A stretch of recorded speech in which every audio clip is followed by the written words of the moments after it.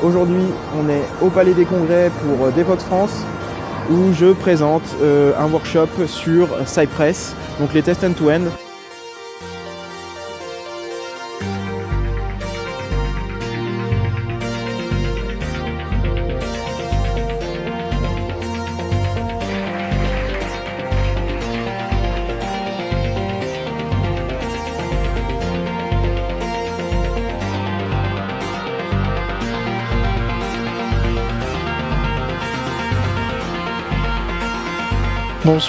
Bonjour, bonsoir. Comment tu as travaillé pour devenir speaker en fait?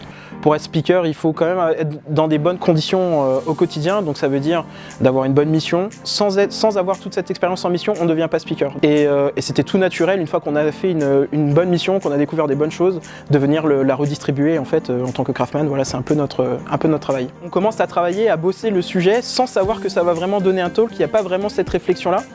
Et derrière on se dit on tient peut-être quelque chose, ça pourrait intéresser, on a des questions et on synthétise les réponses qu'on donne dans un talk parce que ça pourrait aider beaucoup plus de personnes. On le fait par plaisir, par passion, avant que ça soit un réel achievement pour nous de dire je veux faire tel conf, Devoxx ou autre en fait. C'est mon implémentation du software craftsmanship. Quand on est passionné par quelque chose, en règle générale c'est pas si dur parce que c'est pas vraiment du travail.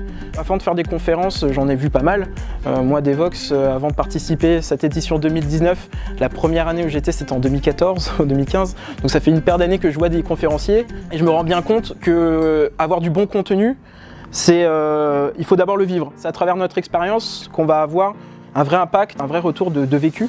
Et c'est pas quelque chose qu'on peut faker. On peut pas juste lire des articles, lire des blogs, synthétiser et faire une conf qui va marcher. Et du coup, mon conseil, effectivement, essayer de vivre des bonnes expériences, de trouver une mission dans laquelle on a vraiment envie de se dépasser et être passionné par ce qu'on fait. Et c'est une fois qu'on aura toute cette expérience-là, on pourra faire un bon talk. Et après, faire le talk, en règle générale, pour ma part, c'est pas le plus compliqué. C'est avoir le bon vécu et le bon contenu qui est beaucoup plus compliqué. Le restituer, c'est autre chose. Pour moi, la confiance, c'est pas un événement. On ne devient pas confiant en venant. C'est tout un processus de préparation.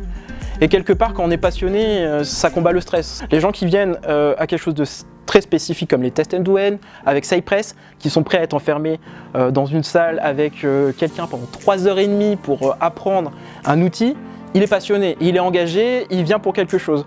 Donc on est sur la même longueur d'onde. Certaines personnes sont certainement comme moi, sont venues quelque part pour arriver à cette opportunité. Donc d'autres ont peut-être l'appétence, mais n'ont pas encore activé tous les leviers pour arriver jusque-là.